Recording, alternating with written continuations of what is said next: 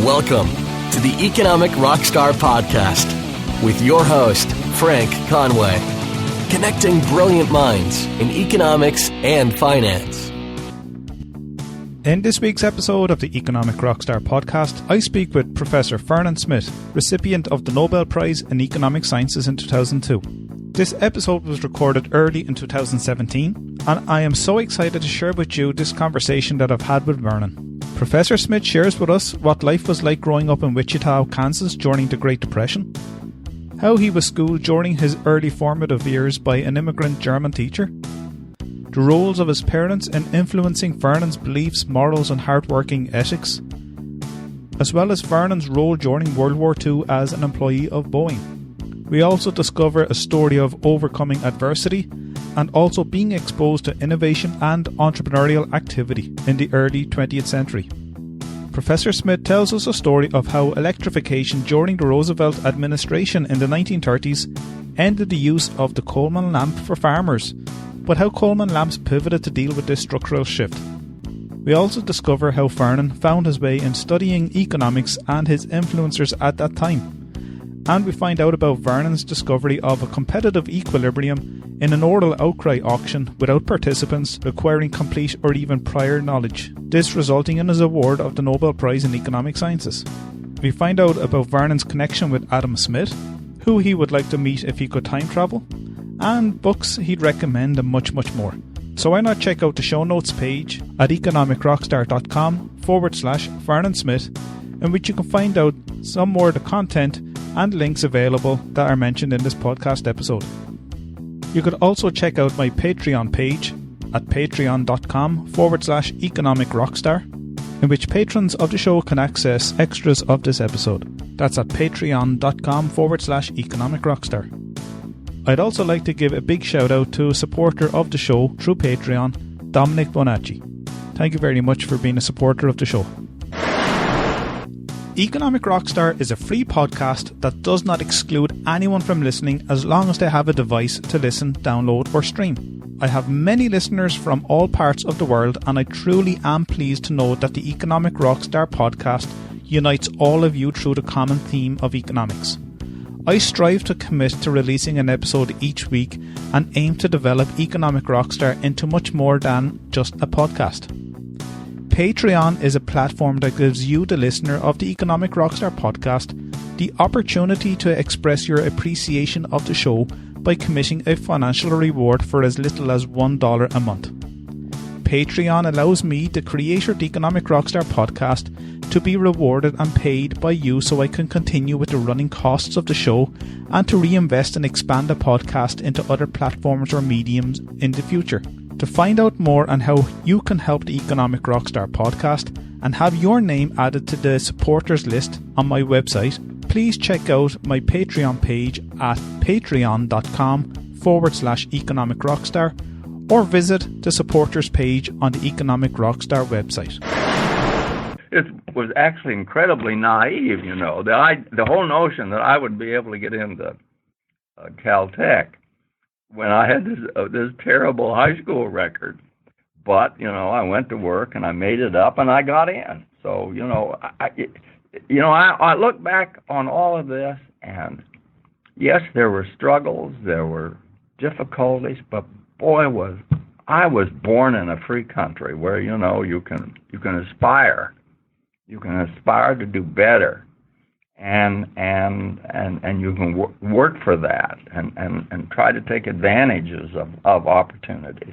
Hi, Frank Conway here, and you're listening to the Economic Rockstar podcast. I am so honoured to have Professor Vernon Smith join me today.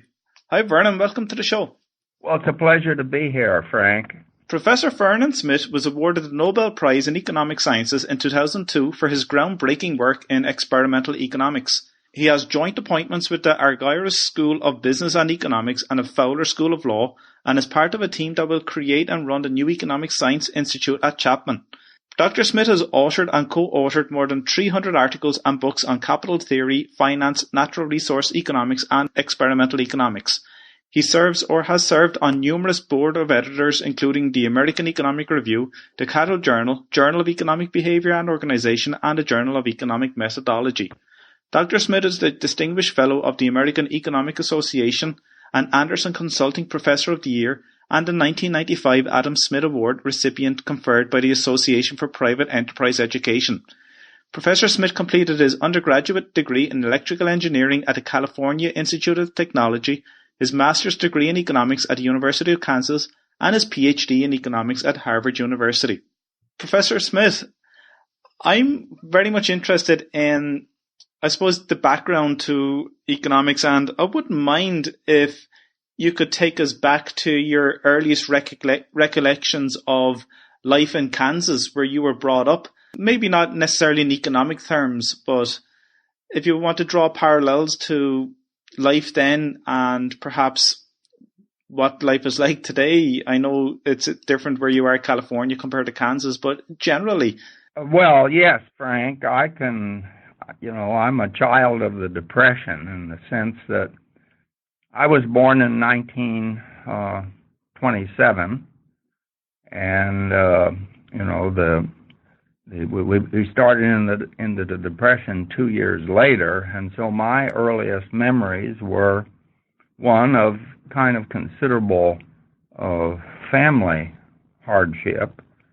And my father was laid off. He was a machinist, and he worked for a tool company, a Bridgeport oil equipment company in Wichita. And they made all sorts of tools and equipment that were used in the oil field. Well, he was laid off, but we had a farm. And now, why would people of modest means own a farm? Well, my mother's first husband had been killed in 1918 in a train wreck. He was a fireman on the Santa Fe Railroad. He was killed, and there was an insurance settlement for that. So my mother was widowed with two young girls in 1918. A few years later, she married my father, and they invested the money in the farm. So when my father was laid off, we moved to that farm. That was in 1932. I was 5 years old, and I remember that very vividly, the farm. To me, it was oh my gosh, it was like heaven to me. I just loved it there. You learned all about animals and farm work and harvest and this sort of thing, and then we moved back when I was 7, 2 years later. So it was a period of considerable struggle for my family, but we ate well. That's one of the reasons why we moved to the farm. We always had fresh milk, and we had chickens, and we would harvest a pig every so often, and we had fruit trees, vegetable gardens, and all of that. So I grew up in a world where there was sort of a seamless connection between fruit trees, gardens, and a chicken yard and the kitchen. And my mother cooked on a wood stove. The house had no indoor heating. The water pump was about 30 feet from the back door, and you cooked on a wood stove. So that was the two most vivid years in my memory, age 5 to 7. And I went to a one-room schoolhouse. Almost no one is left anymore who went to school in a one-room schoolhouse. And I'll tell you a story about that, and then I'll pass it back to you, Frank. That ought to give us a pretty good introduction. My teacher was Mr. Hemberger. Now notice, the teacher was a man. Most people go to school and their teachers were women. Well, on the farm, we lived in it was a German community, a community of immigrants who had come over probably 10 to 15 years earlier. And this particular man, Mr. Hamburger, he knew arithmetic, he knew reading and writing in English as well as German. So in that community, he was the teacher. And after all, there's only 3 subjects: reading, writing, and arithmetic. What else is there in those days? And that was the instruction, and it was actually quite good instruction. And at the end of the first year, my first grade, Mr. Hamburger sent my mother a note for me to take to her. And the note said that Vernon can read the second grade reader as well as the first. So next year he goes into 3rd grade. So that's the way it worked. You moved along. You're in a classroom with the first 8 grades. And what's interesting about it is you learn from others so much because you hear the instruction going on above your grade. And that just means you move one row over. If you go from the first to the second, and of course I was being put into the 3rd grade, so I was moved 2 rows over. So anyway, that's my early introduction to life in the United States. I know you probably at that young age didn't realize the negative effects of the Great Depression and possibly the turnaround in the 1930s, if I was going to be correct with saying that. I'm sure it has some kind of parallels with other countries, especially Ireland. If you don't realize you're poor because everyone else around you are in a similar way or experiencing a similar lifestyle. I think that's correct, because nobody. When we moved back to the city, my father was able to get back to work with Bridgeport Machine Company, and we moved back to the city. That was very fortuitous because the bank foreclosed on the farm. We weren't able to. There was apparently some mortgage on the farm, and we weren't able to meet the payments and lost the farm.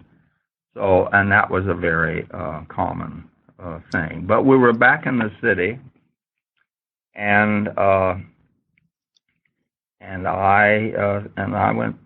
was in the public school system in Wichita. But I was very aware of the views toward the Depression. And in fact, my mother was a socialist. My mother, and this is before the farm days, my mother had been an admirer of Eugene Victor Debs. He was the socialist candidate for president on the American Socialist Party in 1920. Well, the presidential election was in 1919, but it was going to begin in 1920.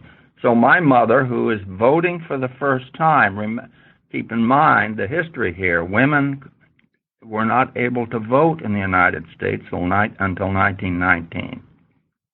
And my mother has this treasured first-time right to vote, and she votes for Debs. Well, what's interesting about that is that Debs was campaigning for the presidency from his prison cell in Atlanta. He had spoken out. He had given an anti-war speech in Ohio a couple of months after the United States had entered the war. And he was very careful not to even mention the first World War I, that we were in it. He was very careful not to criticize the president at the time, Woodrow Wilson, and he gave what socialists would call a kind of a generic peace speech. Well, he was arrested and was in prison he polled almost 1 million votes at the time, far more than he had polled before as a socialist candidate. But the high vote tells you what the feelings were about the war. There was a lot of opposition to that war. And now he was freed, and he had a 10-year sentence, but he was freed in 1921 by the Republican president because the whole attitude was changing so fast, and people were already looking back on the First World War and its carnage, and so the attitude changed. So it was kind of a healing act. And so he was released from prison, and that was a really interesting time. It's a time of crisis, a lot of tension, very polarization. Polarization is not unusual in American politics, and you see it there. So anyway, my mother was a socialist, and so I was brought up, you see, with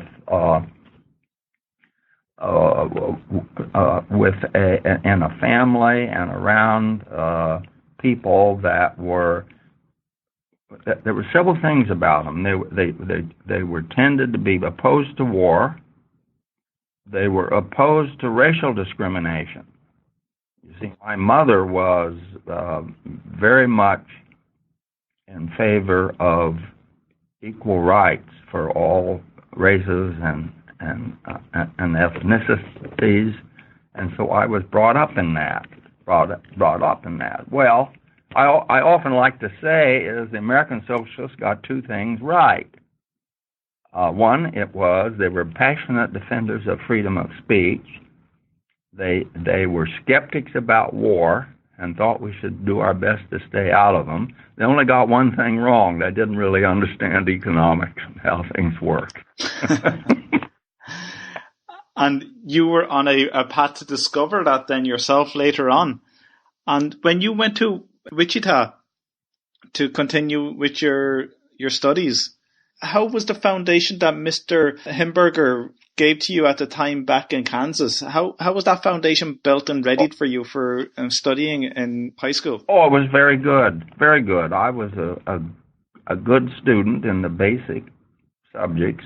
When we went back to the city, they were reluctant to put me a full year ahead, so they just put me one semester ahead. But the testing that was being done at that time indicated that I wouldn't have any trouble, and I didn't. I was a very good student through about the 8th or 9th grade. I was not a very good student in high school.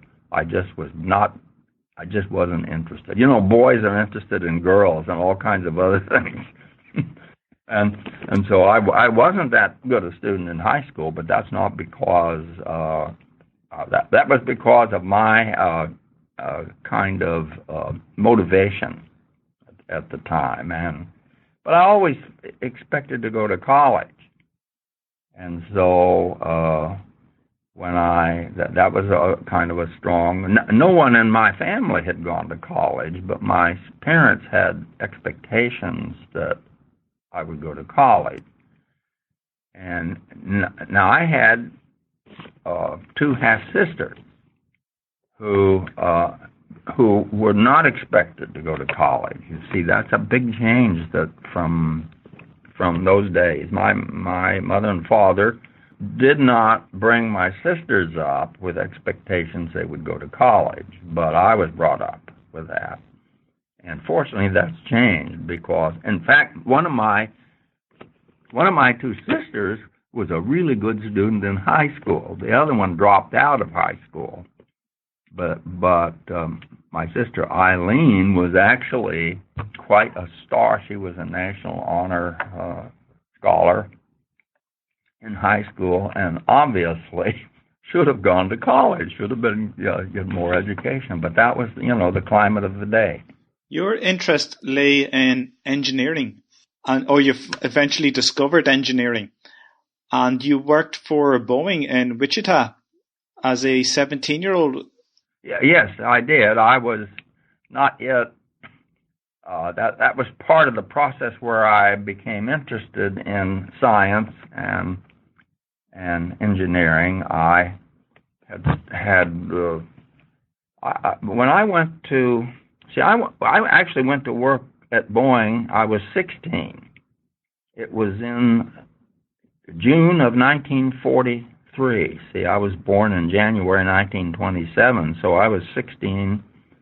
Had been 16 years old a few months when I went to work for Boeing. But the thing is, in high school, I had taken shop courses and I'd studied electricity, so I knew something about kind of elementary electrical processes, and I had. Also, I had a employment record. Of course, you see, I had started when I was 12, 13. I'd gone to work delivering on my bicycle for a local drugstore. As part of that process, I learned it was an old-fashioned drugstore with a fountain. I learned to operate that fountain. Then I got another job, a better job, actually managing a fountain when I was 14, 15, and now in high school. And so I had a record, an employment record. So I was reliable. I'd knew how to show up at work on time and do my best to satisfy the customers of whoever employed me, and that was seen as qualifying me, you see, for taking a job at Boeing. And I worked there for 15 months, and then I went to a small college. I quit and started at Friends University in Wichita, which is only a few blocks from where I lived, and there I resolved to make up for my deficiencies in high school. And so I worked very hard there, and I studied math, physics, chemistry, astronomy. There was a lot of good courses, and I made very good grades there. And as a result, I was able to pass the entrance exams and get into Caltech. And Caltech was the institute that you wanted to go there originally. Well, yes, and how do you choose a college when you're in a family where no one's ever gone to college? You see, I didn't have anyone I could go to and talk about different colleges. No one knew anything about that. I went to the library. I got the Wichita Municipal Library. I found a book that said how to choose a college. I started reading it, and very early it said the best place to go was Caltech. It said it was the best college in the United States, and I thought, well, why should I go ahead and read this? I'll just try to go there.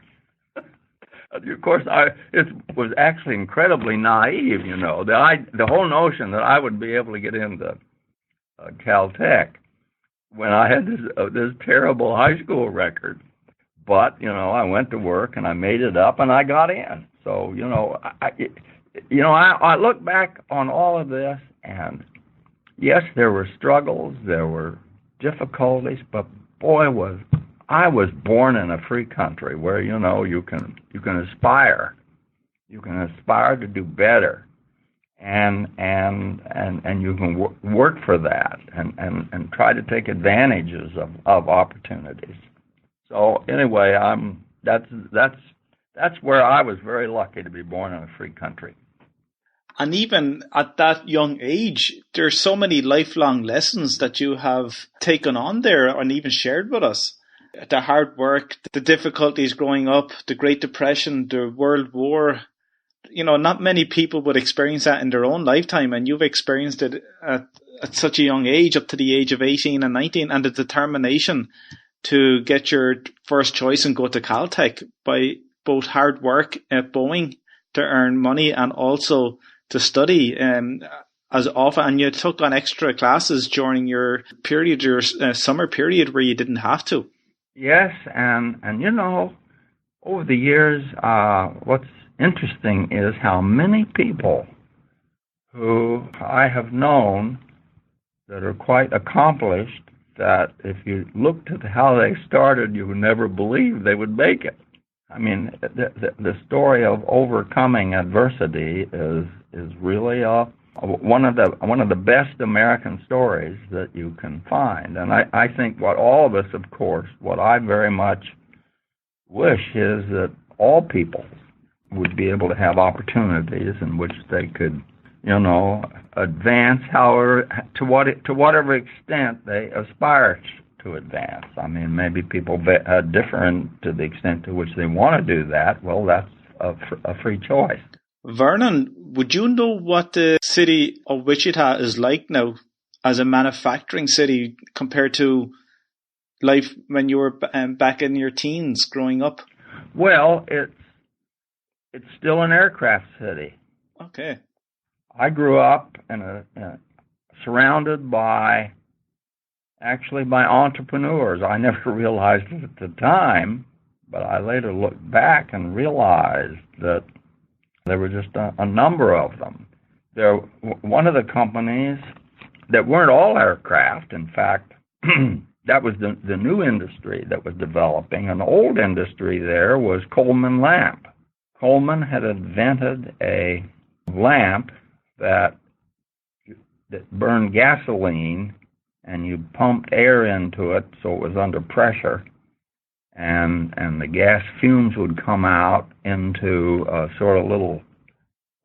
There were silk bags that the fumes would come through, and you would light it, and it cast an incredible light. This was it was almost a miracle for farmers to have this wonderful lamp. And he also made a stove that burned, I think it was also a gasoline, and yes, it was a gasoline stove that you pumped air in, and then it was so that way you got pressure. Well, with the farm electrification in the Roosevelt administration in the 1930s, all these farmhouses got electric power, and that ended the need for the stove, although they might still use that lamp, outdoors in the early morning when you milked your cows. Well, one of the things that my sister introduced me, I got to know, was introduced to Sheldon Coleman. This was it would have been probably about 1948 or 9, something like that. Sheldon Coleman was the son of Mr. Coleman, who had invented the lamp and the stove. Well, Sheldon Coleman had the idea of taking those products into the camping industry after the Second World War. So all of a sudden, those old products now were kind of redeveloped in the post-World War II expansion, the automobile and everything. And so he created a company that really took off. So that was the kind of thing that was going on. But also you had, in the 1920s, you had 3 young men who became part of the general aviation industry there in Wichita. One was Clyde Cessna, the other was Walter Beach, and the third was Lloyd Stearman. They were all in the same company for a while. It was called United Air, and then they eventually split and formed their own companies.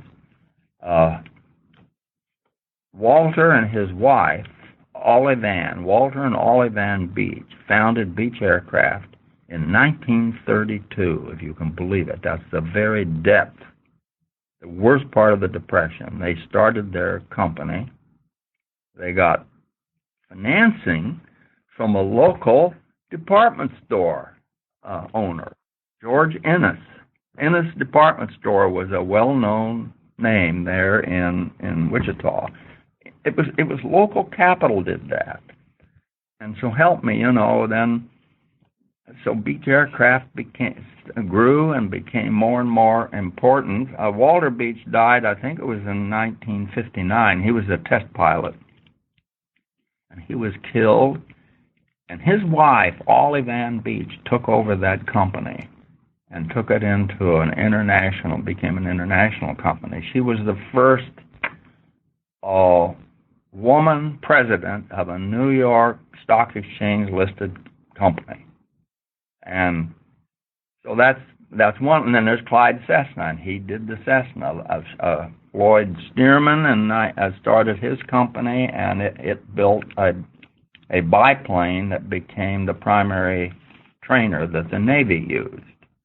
And Boeing, that's how Boeing got to Wichita. In 1938, Boeing bought Stearman Aircraft, and that gave them a presence there. And then and the Stearman Aircraft became Plant 1, and they built a new Plant 2, and that's where we made the B-29, the bomber. And you worked on this bomber, Vernon, didn't you, as a young man? And that must be a very surreal moment, especially when, I'm not sure, were you eligible for conscription or were you too young? I'm sure a lot of people lied about their age. Yeah, I was a little bit young. Now, I did try to enlist in the Merchant Marine just before I was turned 18. I was in December, I was 17, and I tried to enlist in the Merchant Marine, but I was turned down because of my vision. I was nearsighted, and the Merchant Marine, they wouldn't take me. Then I turned 18 in January. This would have been 1945. Well, the war was pretty intense there in December and January. You had the Battle of the Bulge in Germany. Hitler was making his kind of last attempt to defend against the Allied invasion.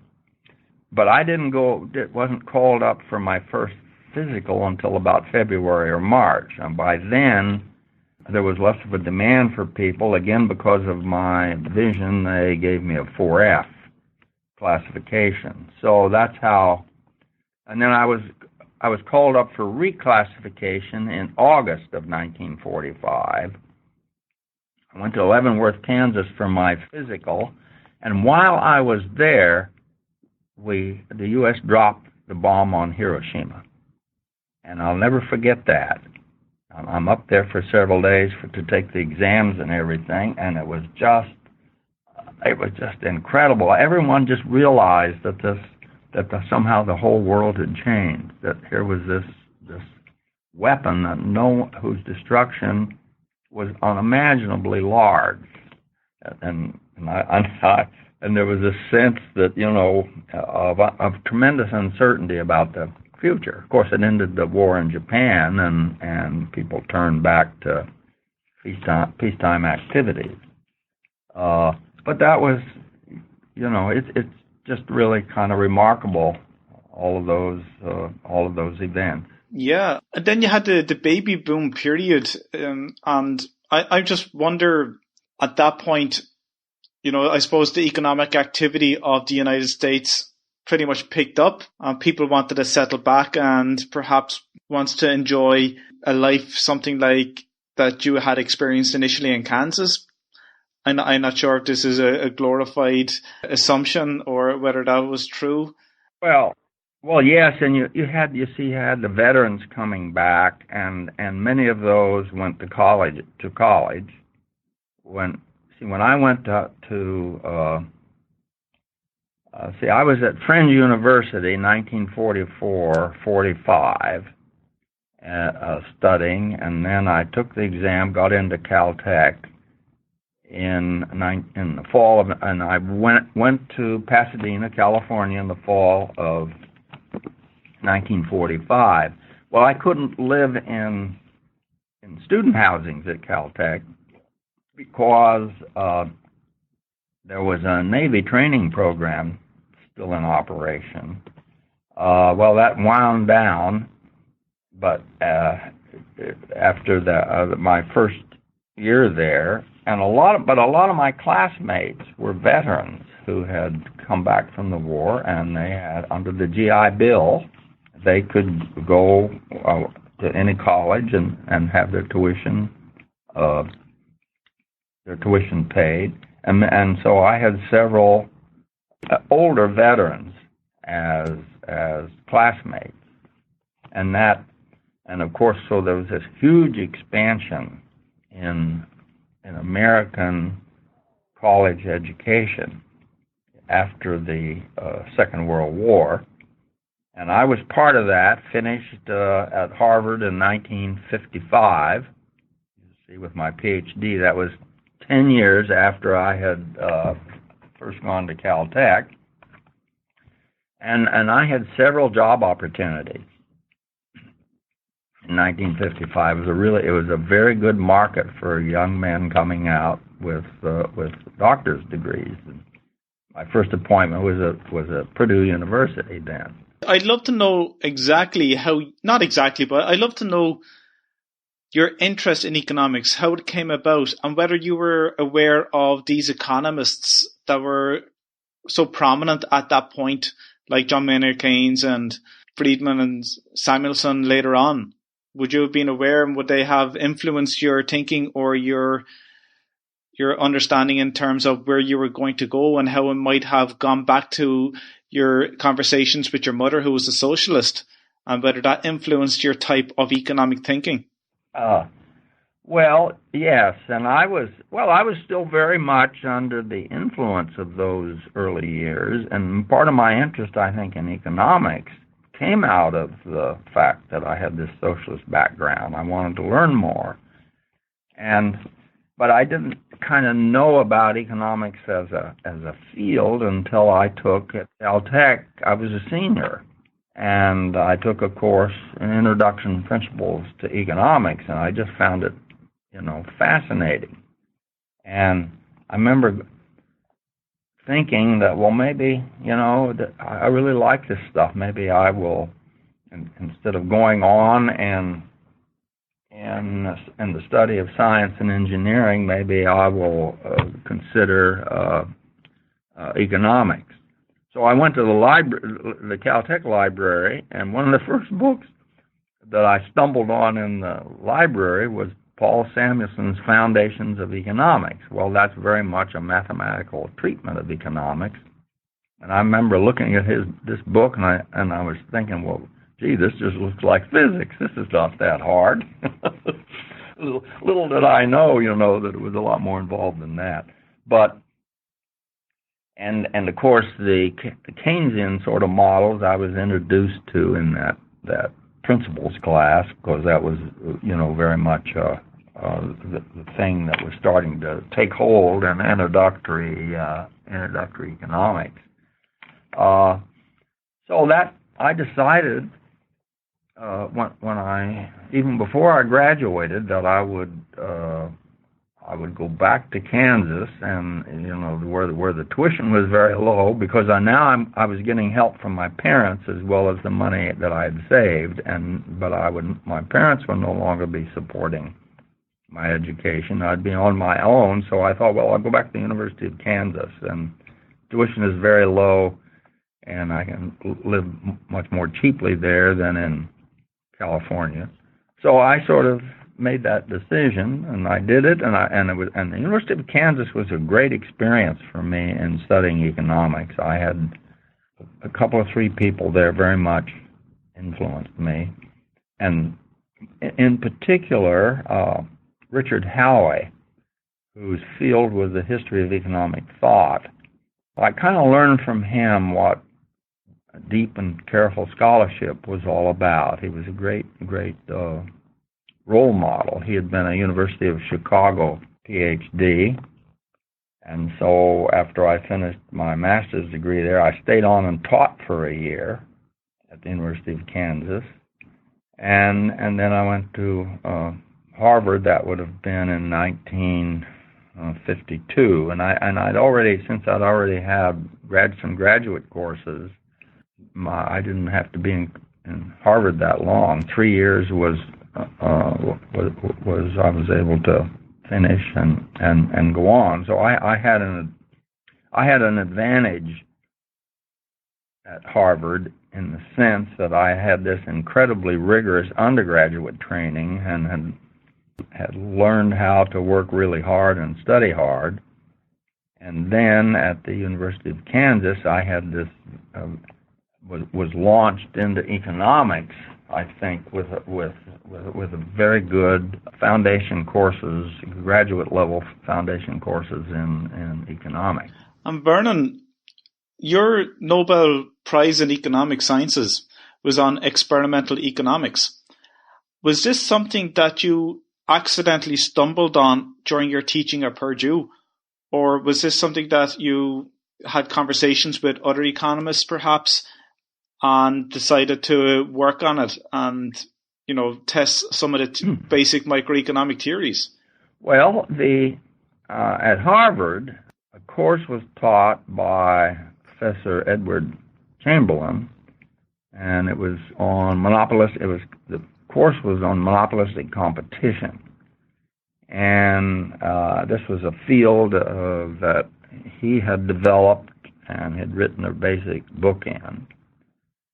And he did at the beginning of and I didn't actually take his class, but I did sit in the first two meetings.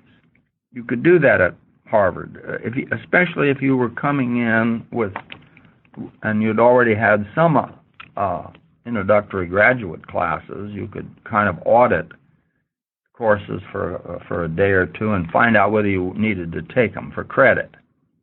Well, I'd had a really good course in monopolistic competition, imperfect competition, at the University of Kansas from Richard Halley. And this has been a very rigorous course.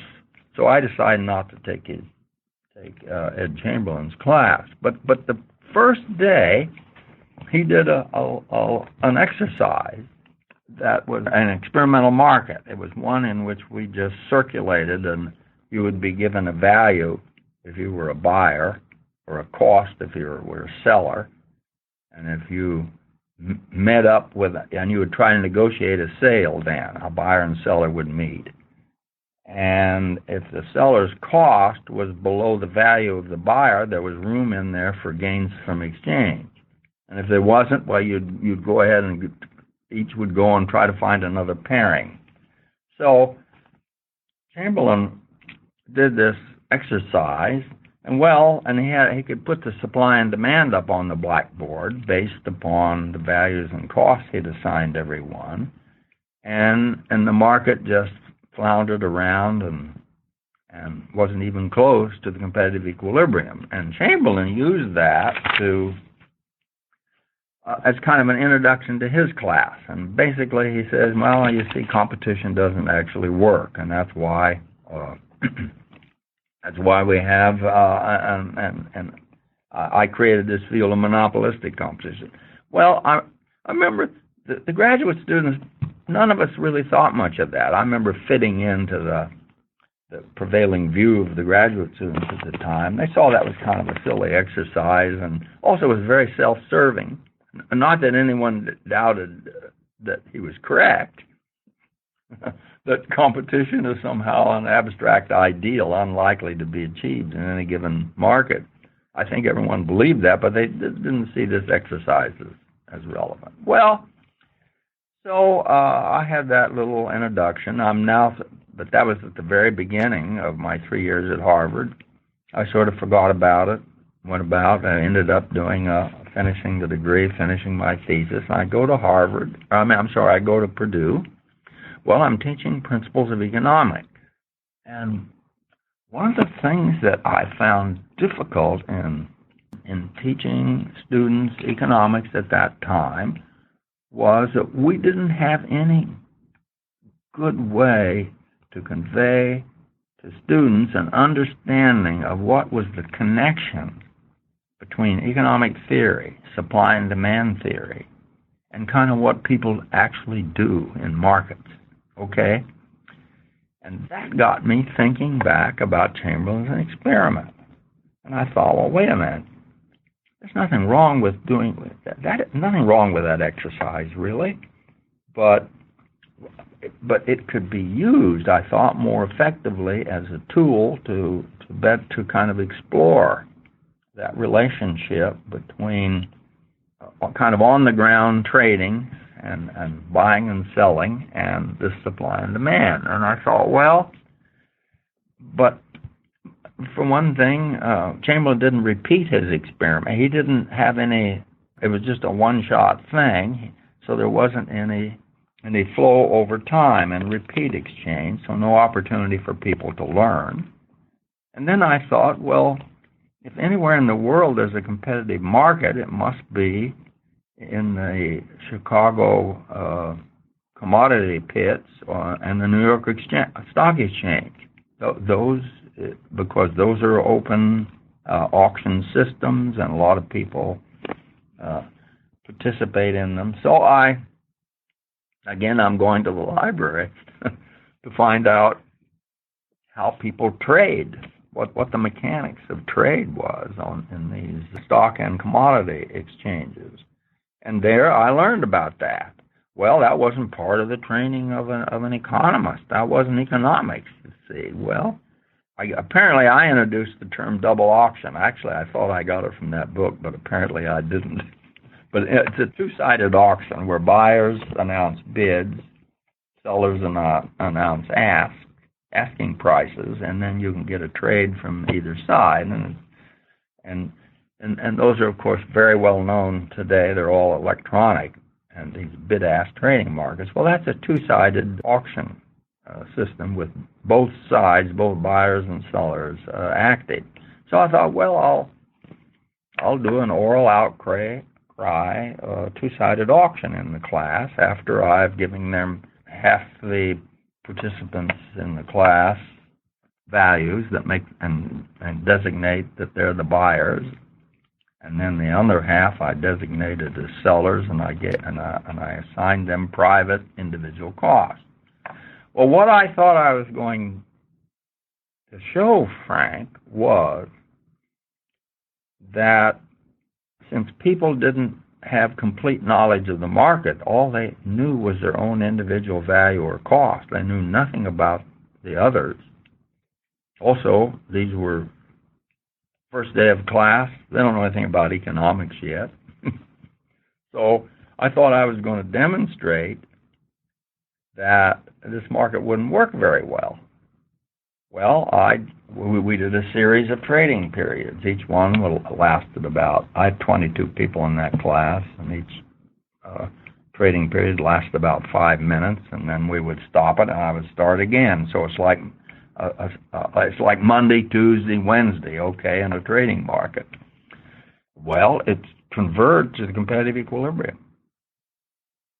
And I thought, wait a minute, there must be something wrong with this experiment. Because you have to realize, at the time, economists, you taught this stuff, and one of the things you taught was that in order for a market to reach the competitive equilibrium, people would have to have complete knowledge. They'd have to know the conditions of supply and demand and have knowledge of what the equilibrium clearing price was. Well, what I was finding is people found that without knowing it in a series of trial and error. And so I thought, well, wait a minute, how can that be? So I thought a flaw in the experiment was that it was a completely symmetric case, so that the average cost, the average value, and the equilibrium price turned out to be the same. So I thought, well, next semester I'll do one that's asymmetric.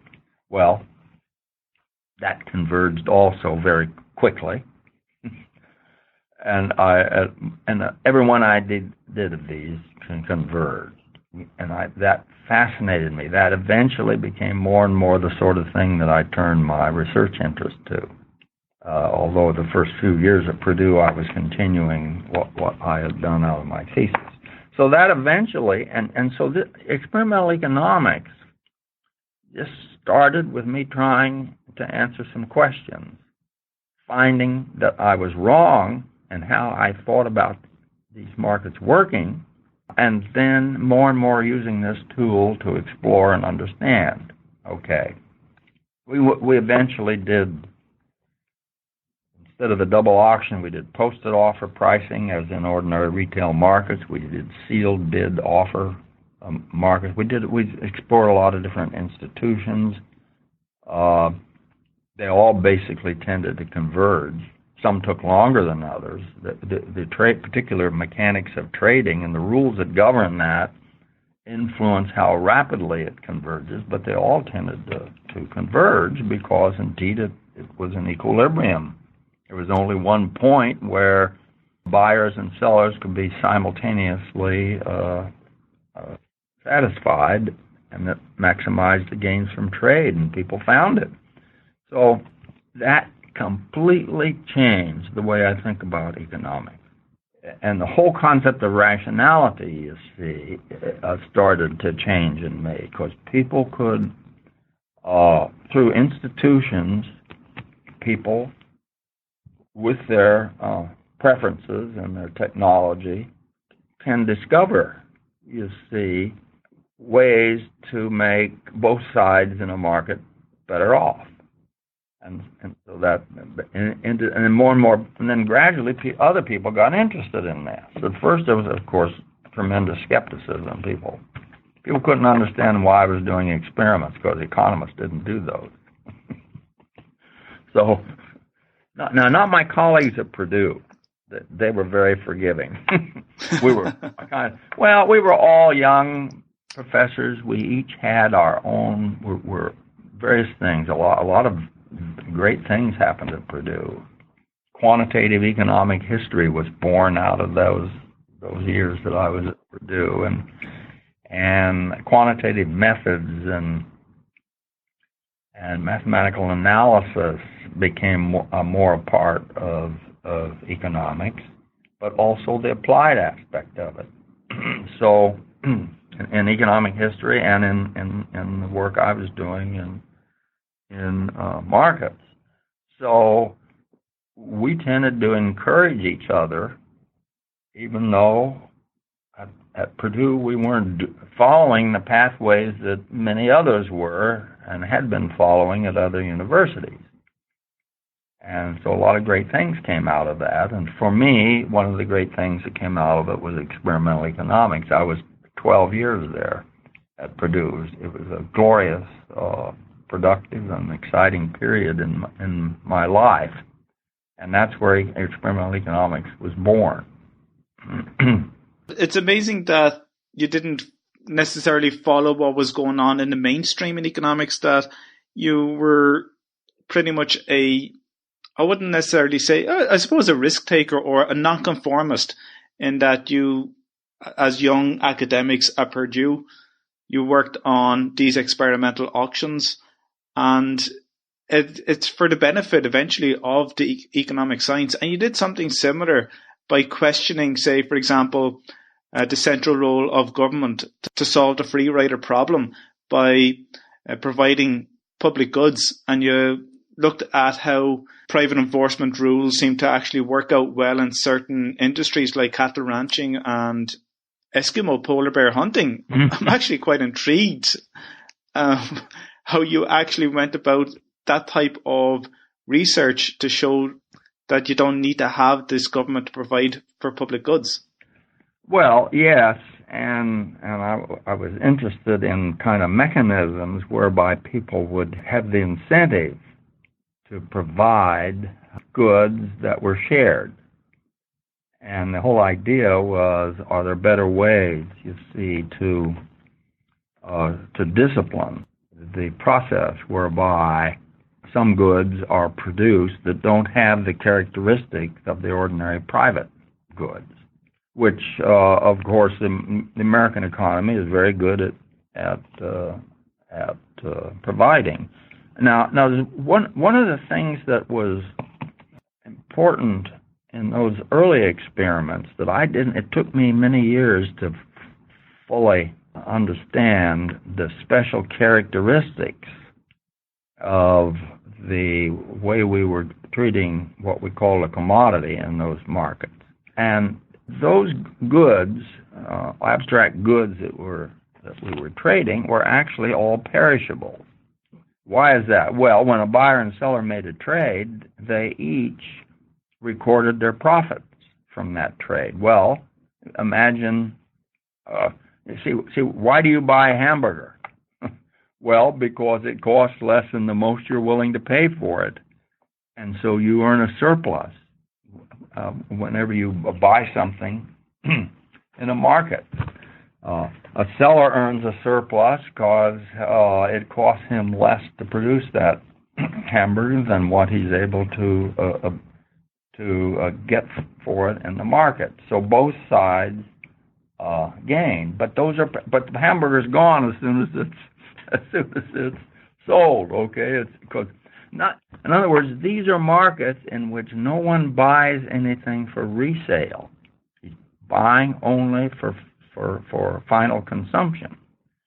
Well, 25 years later, fast forward clear up here into the 80s, we're now doing these experiments electronically. That is, we now are starting at the University of Arizona with Arlington Williams and other students. We got into programming computers with software that enabled us to conduct experiments where individuals would just log into a supply and demand experiment, each one on a terminal. And so trading was through the terminals of these machines. Well, we were expanding all of that, some of those early experiments in many different directions. But one of the things we were interested in was asset trading, because we kind of knew that there was this phenomena out there called bubbles, okay, where there would be big bubbles in prices disconnected and not related to kind of fundamental value that could go on for some time. And so we thought, well, let's turn and see if we can start to study those kinds of markets. Well, one of the things that we learned when we did that was how easy it is to create bubbles. We originally thought that we'd start with a baseline where everyone had full and complete information on fundamental value, and that people would trade at those levels. Well, they didn't, and so here we are wrong. I'm wrong the second time, Frank. Big time wrong. An expectation just not being fulfilled.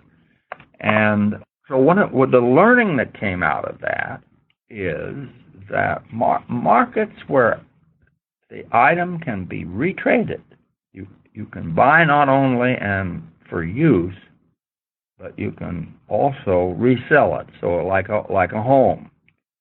If you buy a home, you're buying a collection of shelter services that you can enjoy over many, many years.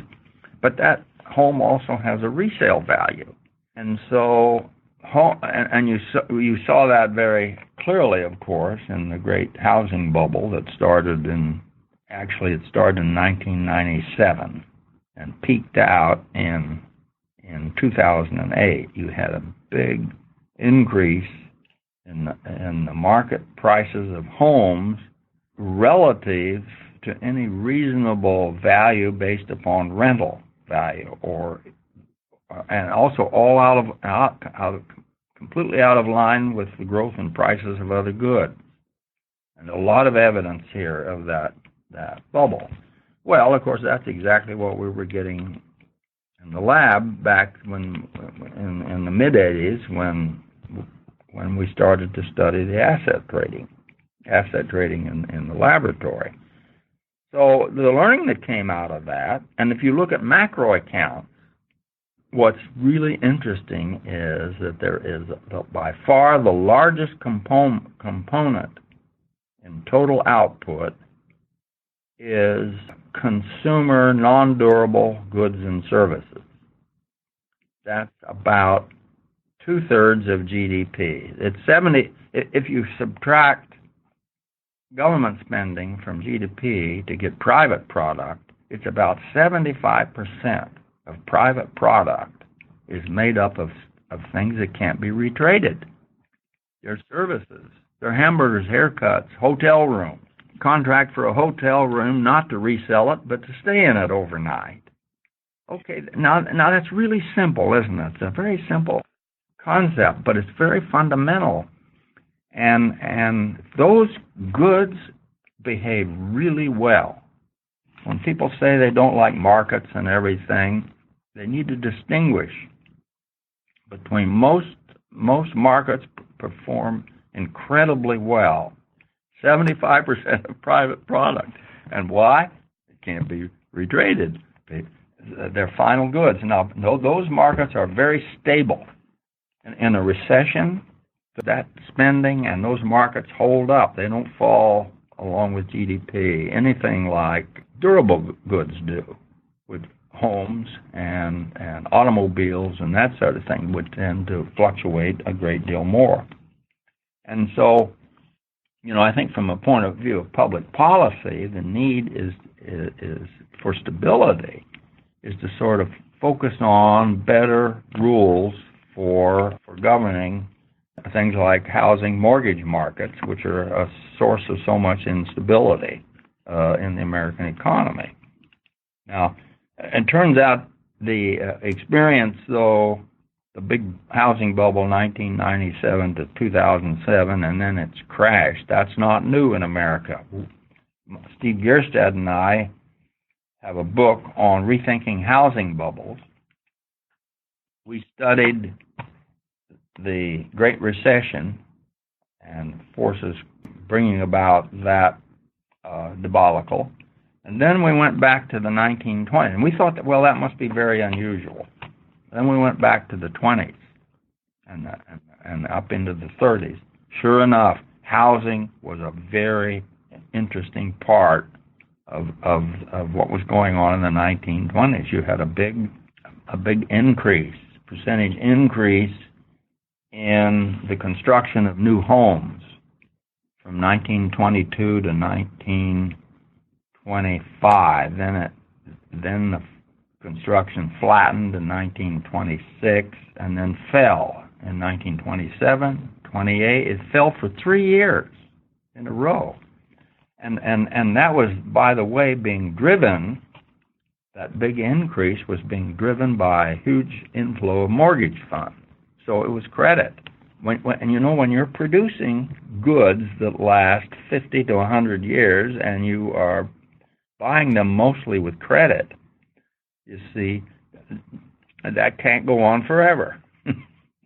So again, this kind of dramatizes the need for policy, I think, to focus on the credit financing of durable goods, long-term, especially long-lived goods. People need more skin in the game, so to speak. And we've tended to move the other way because we're, of course, the political system and the forces are, we've seen in housing a way of improving the betterment of people of modest means, and we made it very easy for them to get into homes from 1997 to 2008, but then came the crash, and turns out the people that we were most wanted to help, we kind of hurt the most. Because if you look at the bubble, if you look at the prices of homes city by city in the United States, the ones that rose the most were the ones in the lowest third of market value. If you take, in other words, take the stock of homes, of new homes of all homes in a city, and divide it between the highest third in value, the middle third of value, and then the ones that are the lowest third. The lowest third went up the most, and then they fell the most. So you see, that tells you those programs were helping people of modest means, but not in a way that was sustainable, that could be maintained. And so they then ended up being hurt the most. So our intentions are good, but we don't always implement those intentions in ways that are lasting and stable. Vernon, I suppose we'll have to wrap up soon.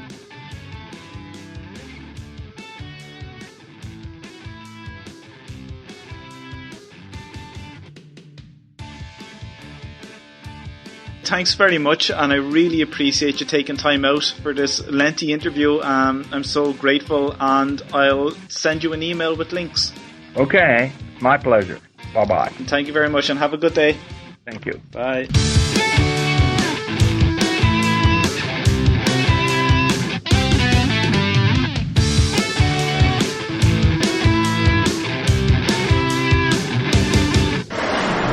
If you enjoyed this podcast, why not leave some feedback or comments on the show notes page on economicrockstar.com, where you can also sign up and be a member of the Economic Rockstar community. If you're listening to this episode on iTunes or Stitcher Radio, I would love to have some feedback and for you to leave an honest rating and review, as this will help with the rankings of the show so that more people can find it. If you're listening on the website economicrockstar.com, make sure you check out the back catalogue of all previous episodes and interviews with some amazing professors and authors at economicrockstar.com/podcasts. Thanks for listening, and I really appreciate your loyal support. I know how much you love audio, so why not get a free audiobook with Economic Rockstar today? I've teamed up with audiobooks.com to bring you this amazing offer. Visit audiobooks.com/rockstar to download your free audiobook now.